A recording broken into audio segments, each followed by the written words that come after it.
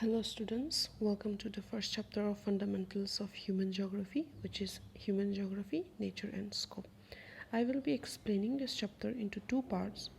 This is the first part, so let's begin. In this chapter, we will learn about geography as a discipline, nature of human geography, naturalization of human and humanization of nature, geographical theories, human geography through the corridors of time. Let me give you an overview of geography as an academic discipline. Geography means study of the earth. So it study all the elements present on earth, which is broadly categorized into physical and human. So here you can see the two branches of geography, which are physical geography and human geography.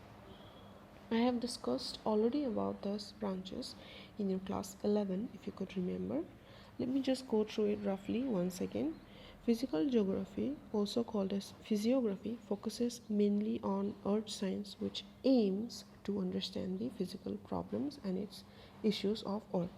By physical problems and issues, we mean climate change, air pollution, water pollution, energy depletion, land degradation, extinction of species, etc. Basically, these problems and issues are related to only nature. Okay. Human geography is a branch of geography focuses on the study of patterns and processes that focus and shape the human society. By pattern, it means the livelihood of people belonging to different community at different places. For example, we are the Indians, right? We live in India, and the livelihood or the lifestyle of the people of India is different to those people who are living in America, right? So this is what it means by patterns. By processes, it means how this society changes through different period of time. Now see, society does not remains the same all the time. Yes or no? It has its own growth and development from one point to the another. So that is the processes. Next, physical geography mainly study lithosphere, which study about different landforms present on the continental part of the earth, hydrosphere, which study the water body present on earth, atmosphere, which study different composition of air, and biosphere, where various flora and fauna are found on the earth.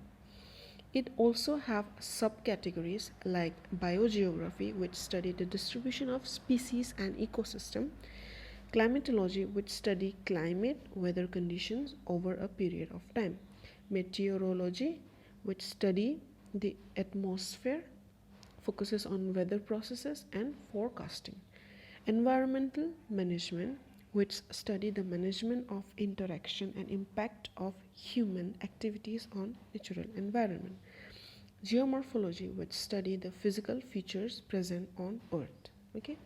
Hydrography, which study the measurement and description of water bodies, oceanography, which study the physical, chemical and biological features of the ocean, mainly whatever elements are found beneath the ocean, all that. Okay. Pedology, which study the soil in its natural environment. Next, we have human geography. So, human geography mainly study human, political, social, economic, and cultural aspects. So, mostly those elements or aspects which are related to human beings only. Okay. It also have subcategories like cultural geography, which study different nations and cultures on earth, development geography, which study the standard of living and its quality of life of humans, economic geography study different economic activities, political geography deals with boundary division and possession of states, demography study population, its composition, size and various other elements related to population, urban geography study cities and urban processes, transportation geography study transportation in relation to the geography of an area, how different means of transport are being set up or built up at different topographic areas. Okay. In this chapter, we will learn only about human geography in details. First, we will know what is human geography. So, human geography is a branch of geography dealing with how human activity affects or is influenced by the Earth's surface. Study how humans interact with its environment. Study how humans are interacting with each other and with their surrounding environment. So, in human geography, we will basically learn how humans are using its nature for their livelihood or living in a better manner.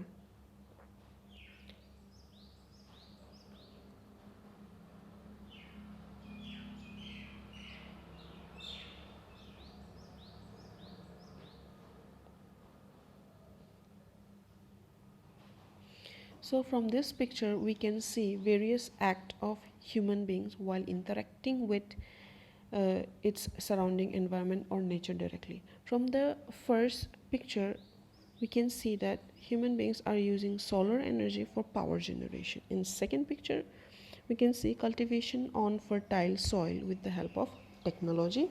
Third, planting of trees for management or managing the environment. Fourth, cutting of trees for timbers and various other economic profits. Okay. It is given that geography got subjected to dualism, meaning it focuses on two aspects for a single subject. So geography is a single subject, right? But it focuses on physical and human aspect of the earth. That is why it is said that geography is subjected to dualism. Dualism means two views. It focuses on two views. One is giving importance to environmental side, which will come under the physical aspects or physical geography, right? Second is giving importance to the social factor side, which will come under the human geography. So from this we can say that nature and humans are inseparable elements. They are dependent on each other, which forms the earth. Okay, so the first topic of this chapter is nature of human geography. So what does human geography study? So it study the interrelationship between the physical environment and socio-cultural environment. Let me just quickly give you the elements of physical environment and socio-cultural environment.